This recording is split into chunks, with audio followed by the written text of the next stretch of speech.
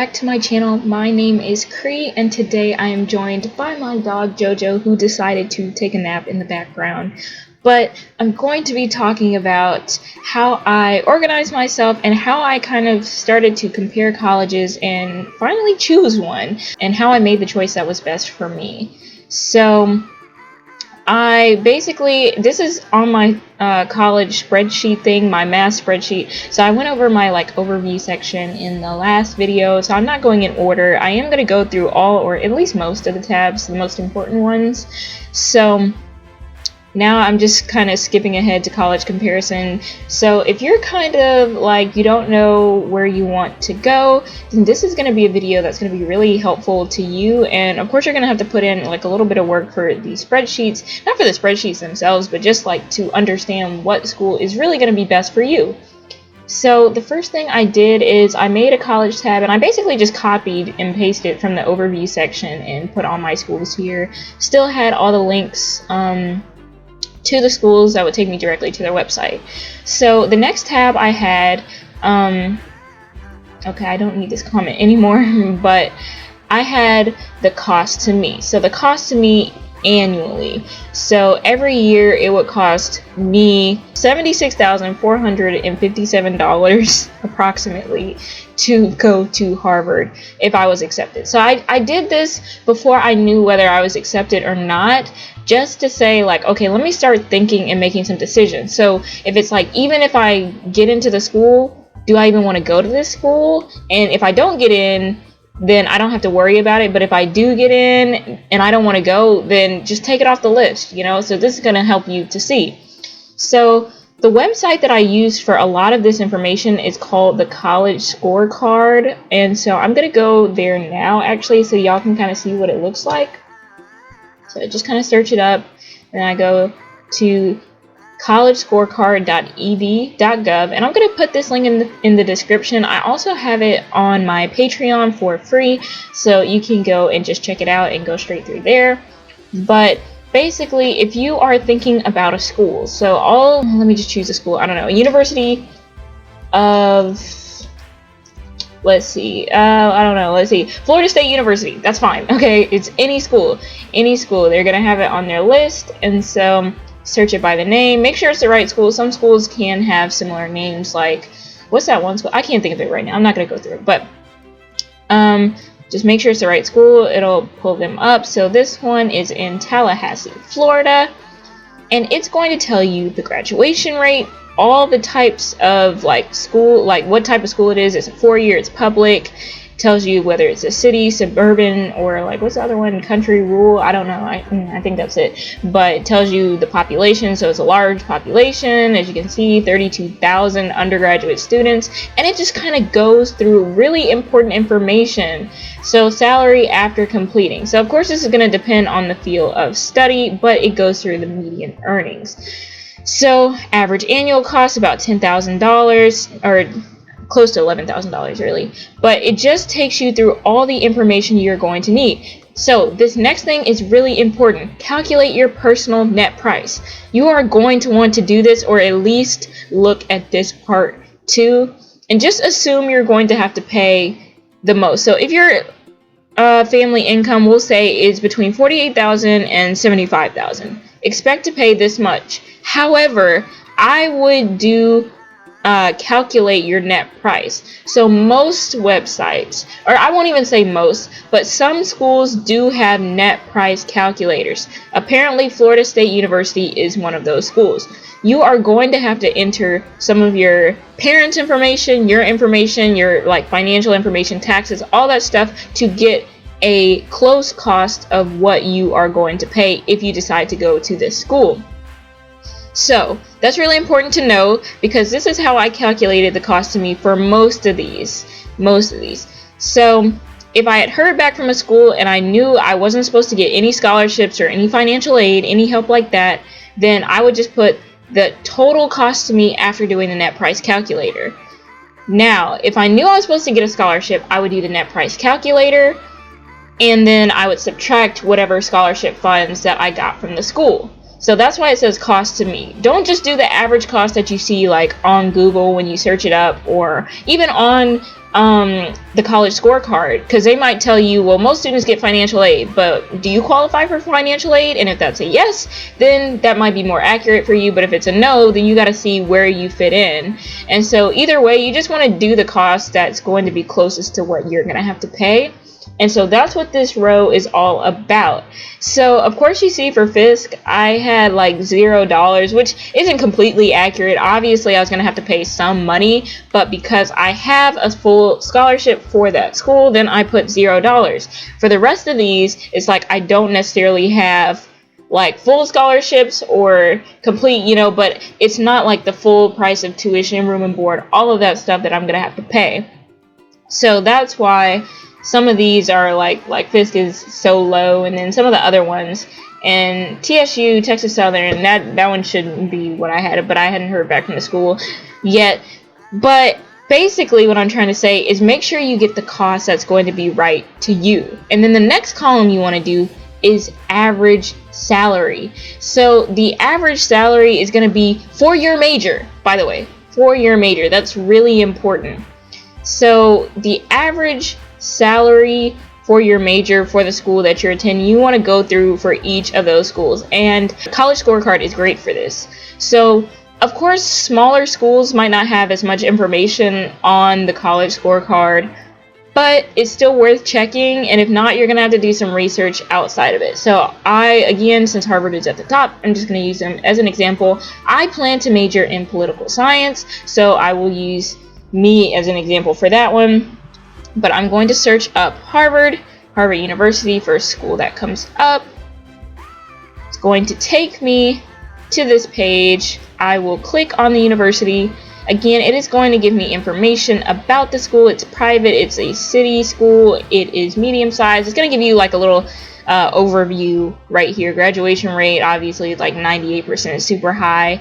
Average salary, it's going to give you all those things. It took a minute to load there, but moving on. So of course it's an average annual cost, but when I go here, and then the cost is going to be completely different for me. So when I did the net price calculator, my average cost was going to be pretty much full price, $76,457. So I was like, okay, that's a lot of money. How much would I be making after graduating in political science, assuming I didn't even go to graduate school, because that's a whole nother whirlwind of cost. So let's see, if I go to financial aid, it tells me students receiving federal loans, things like that. It tells me all the important information. But here you want to go to salary after completing by field of study. So this is saying just you can go to like all fields of study, and it's going to tell you, it's going to load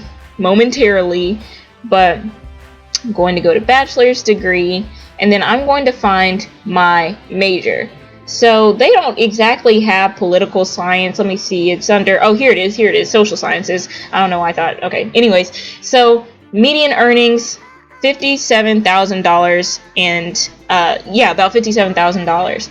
Now that seems like a lot of money. Now this is median earnings, which again, that's kind of, see the median annual earnings of students 2 years after graduation. So that's a lot of money. $57,000 is a lot of money for a starting salary. And I know that didn't say starting, but like 2 years after graduation.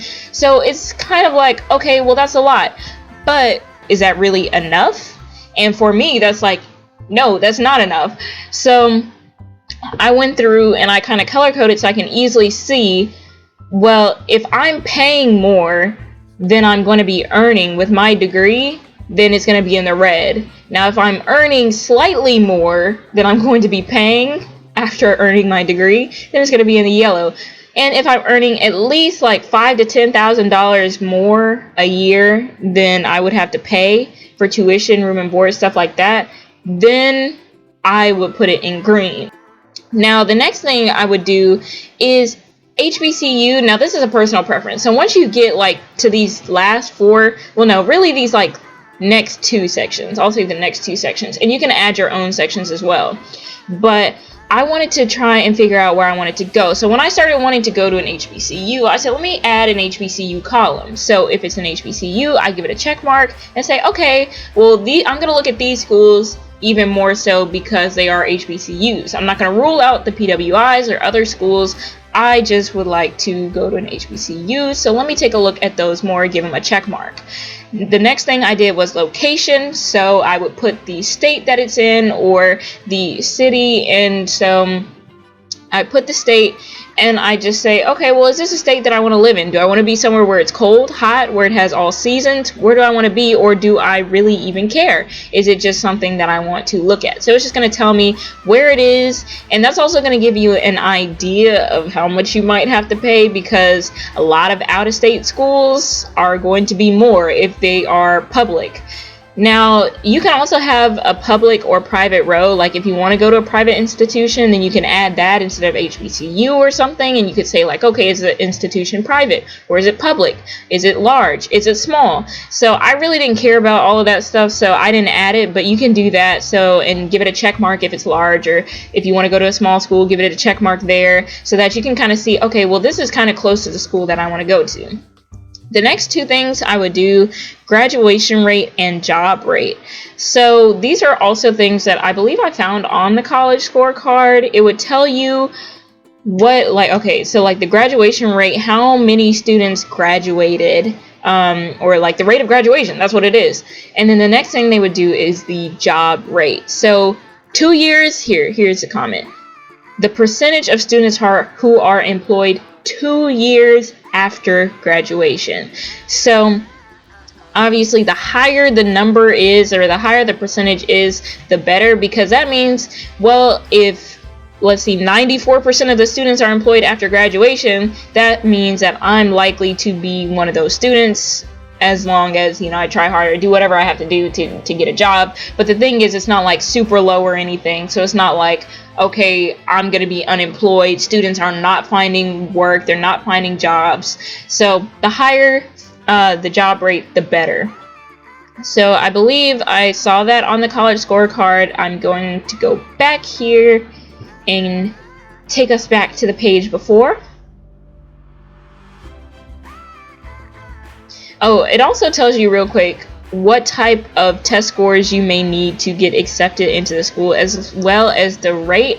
And I just want to say that no matter how small like the acceptance rate or how high the test scores are, if you really want to go and you just don't think you're going to get in, I would say apply anyway. If you have the money to apply, do not let not applying be the reason that you don't get in, because these schools really look for diverse talent. They look for different types of people with different skill sets, and it's not always like, the same type of people. So your essay or your side hobbies, whatever they may be, could be the reason that gets you into a really tough school. Just a little side note there. Now I forgot what I was looking for. I have to go back. Oh, the job rate and graduation rate. So here we go. Graduation and retention. So do students keep going after their first year, and how many students graduate?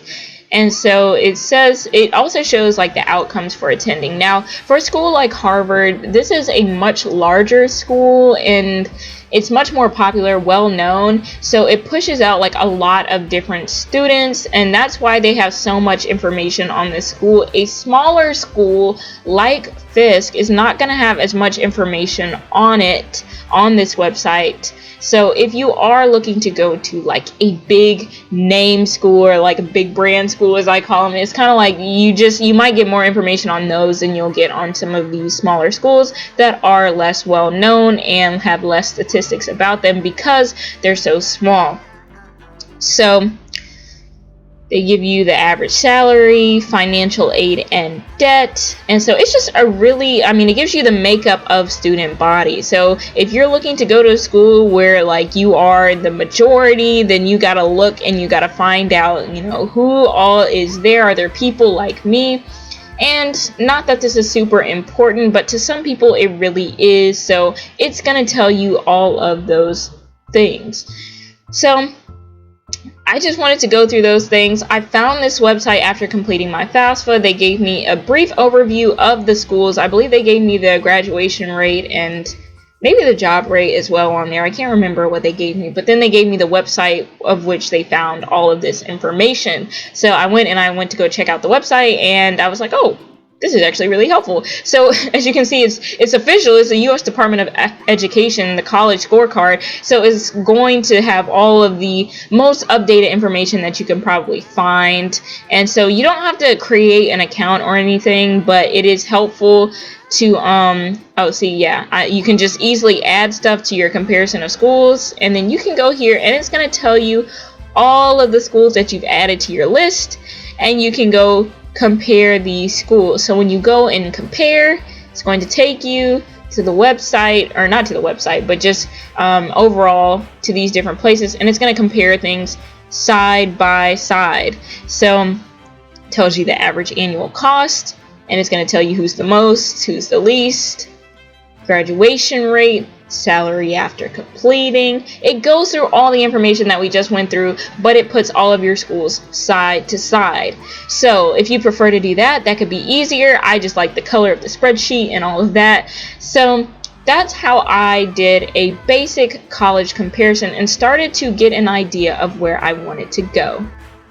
Alright, thank y'all so much for watching. Hopefully this was helpful to you. I will leave the link to the college scorecard in the description, because that was a really helpful website, and I will see you in the next video. Thank you so much for watching. Be sure to like, comment, and subscribe, and let me know what you want to see from me next.